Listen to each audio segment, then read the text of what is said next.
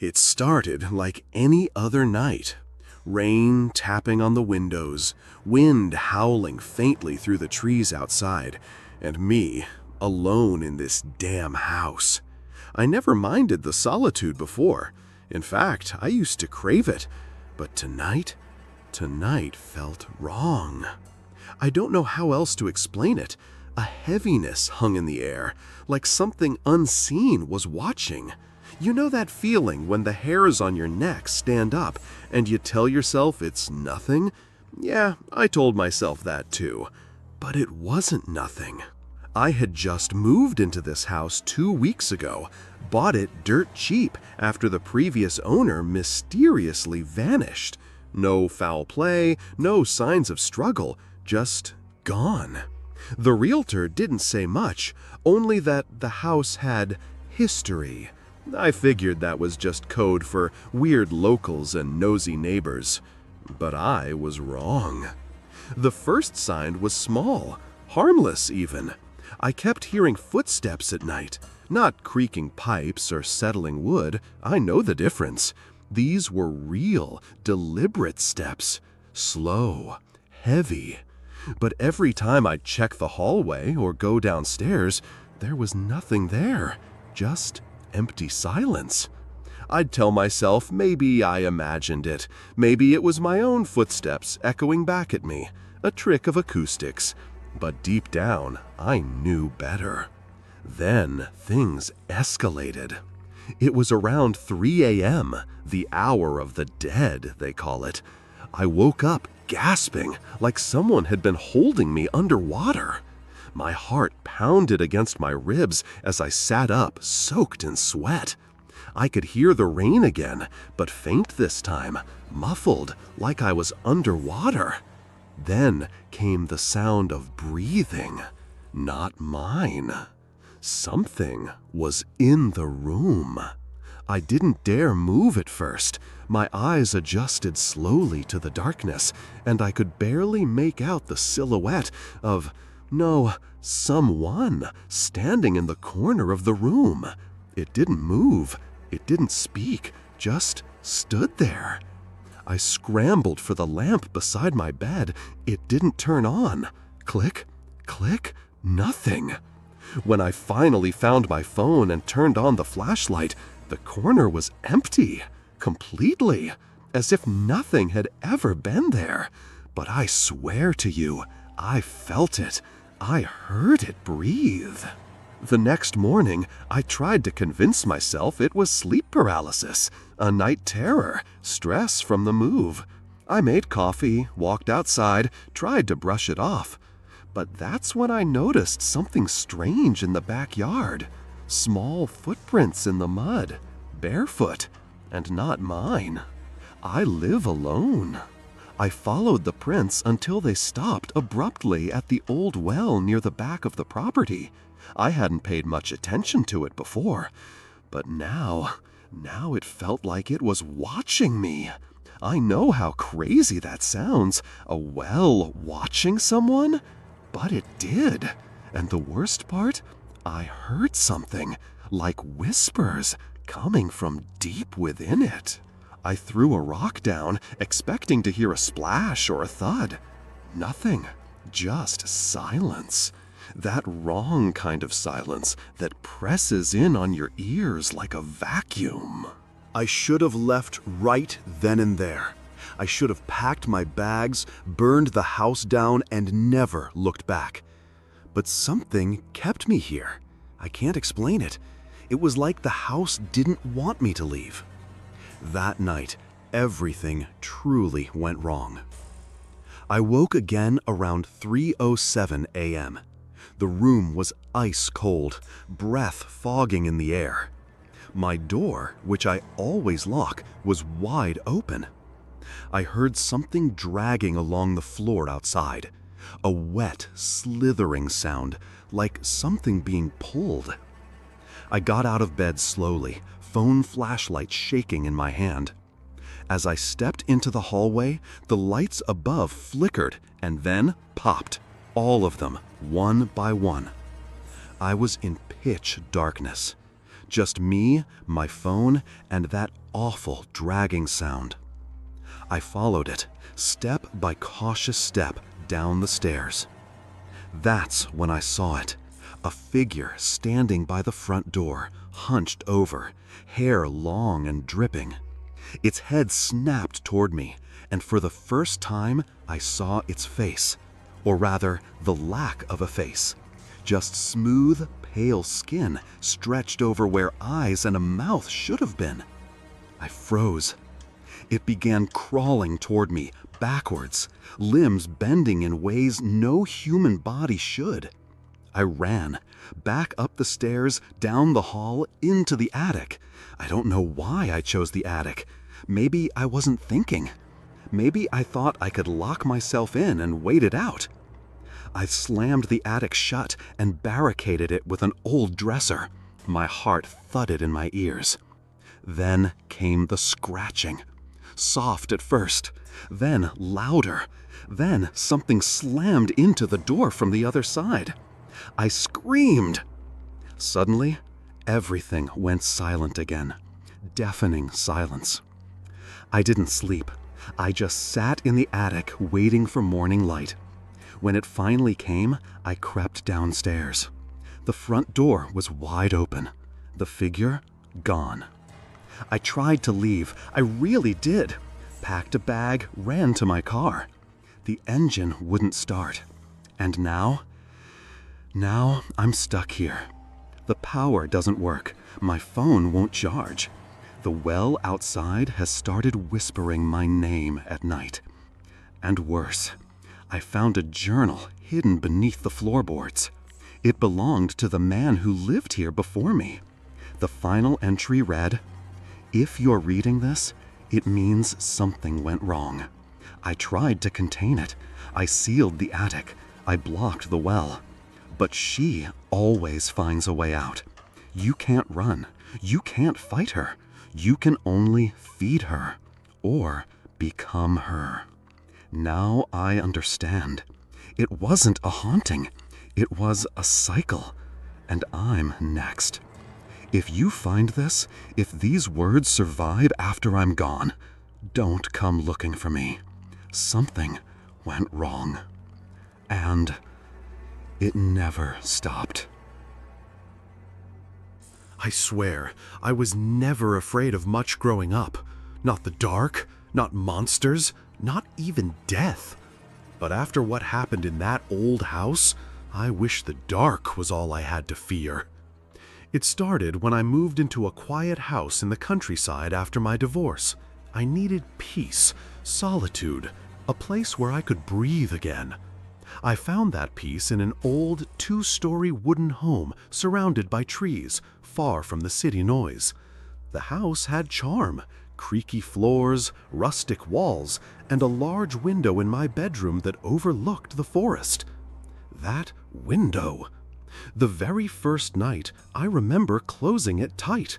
It was winter after all, and I could feel the cold seeping in through the glass. I latched it, checked it twice, but the next morning I found it cracked open. I told myself I must have forgotten to close it all the way, so that night I locked it again, this time more carefully. Next morning, open. It happened again and again. No matter how tightly I locked it, the window was always slightly open by sunrise, always at the same angle, always with that same strange chill in the air, even though the heater was running full blast. I thought maybe the latch was broken. I replaced it with a new one, screwed it in myself, double-checked it before going to bed. That night, I had a dream. A woman stood outside the window, her long black hair soaked and clinging to her face. Her skin was pale, almost gray. She didn't blink, she didn't move. She just stared through the glass, not at the room, but directly at me. I woke up in a cold sweat, and the window open again. That's when I started to feel something was very, very wrong. To make sense of it, I set up my phone to record overnight. I pointed the camera directly at the window, hit record, and went to sleep. Barely. In the morning, I reviewed the footage. For hours, nothing happened. Just me sleeping, the moonlight shifting across the room. But at exactly 2:43 a.m., the window latch moved. By itself. Slowly, deliberately. It clicked open, and the window slid slightly ajar. Then, she appeared. The same woman from my dream. Her face, or what little I could see of it, emerged from the shadows outside the window. Her eyes were just black voids. She didn't move, she didn't speak, but somehow I felt like she knew I was watching, knew I had seen her. I slammed my laptop shut and ran to the window. It was open, of course, just like in the video. I packed my bag. I was going to leave. I didn't care where I went. A hotel, a friend's couch, even sleeping in my car. Anywhere but here. As I walked down the stairs, I heard footsteps upstairs. Heavy, slow, steady. I froze. The window in the hallway at the bottom of the stairs reflected part of my bedroom. I looked up at it and saw her. Inside the room. She wasn't behind me. I didn't hear her come in. She was just there, standing in the reflection, not in real space, only in the mirror. Her mouth didn't move, but I heard her voice. She whispered, my name, which I had never said aloud in this house. I couldn't breathe. I couldn't even scream. My body felt like it was sinking in freezing water. I stumbled down the rest of the stairs and ran out the door without looking back. I drove away. I don't remember the road. I don't remember turning the ignition. All I remember is the cold and the feeling that someone was still watching me, even as I sped down the highway. I stayed in a hotel that night, and the next, and the next. But something followed me, because now, no matter where I sleep, hotel, apartment, friend's house, a window opens. Always at 2:43 a.m., always by itself, always at the same angle. And sometimes, just before it opens, I hear a soft click and the faintest sound of a whisper. She's still out there, and I don't know what will happen when she finally finds her way in. I didn't believe in ghosts. Not really. Sure, I liked horror movies, and sometimes I'd get spooked walking alone at night. But real hauntings? Spirits trapped between worlds? Nonsense. Until I moved into that apartment. It was cheap, too cheap for the area. I should have known something was wrong when the landlord insisted on cash and didn't ask for a deposit. But I was broke and desperate, and the place looked clean enough. One bedroom, tiny kitchen, decent view, nothing special, nothing strange. Except the walls. The first night I noticed the noise. Faint tapping, like fingernails on drywall. I figured it was pipes or mice. Old buildings always have quirks. But it wasn't in the ceiling or under the floor. It was inside the walls, right behind the headboard. Tap, tap, tap. Then silence. I banged on the wall. It stopped. For a while. Then came the whispers. Barely audible, like a radio too far from the signal. I'd be brushing my teeth and I'd hear it from the bathroom wall, or late at night, drifting out from behind the kitchen cabinets. I couldn't make out words, but it was a voice, a woman's voice, repeating the same pattern. Slow, breathy, broken. I tried to ignore it. I played music, kept the lights on, but it got louder and angrier. One night, as I lay in bed, I felt something vibrate through the mattress. A low hum, like a growl from inside the walls themselves. My bedside lamp flickered. The tapping started again, but this time it was scratching, like something clawing its way out. I pressed my ear to the wall, and I heard it. "Help me. Please, let me out." I fell back, heart pounding. That wasn't radio interference. That wasn't mice. Something was inside the wall. The next morning, I called the landlord. He didn't answer. I texted. No reply. I even visited his office. It was closed, empty, like no one had used it in years. That night, I made the mistake of trying to sleep. Around 3 a.m., I woke up gasping. The air was ice cold, and my blanket was gone. As I sat up, I noticed a hole in the wall near the floor. A new hole. It hadn't been there before. The edges were rough, splintered, like something had chewed its way out. I crawled closer, flashlight in hand, and peeked inside. At first, I saw nothing but black. Then, slowly, something moved. A hand. Thin, pale, fingers too long, too sharp. It didn't reach out, it waved. And then I heard her voice again, whispering through the hole. "Now, you let me in."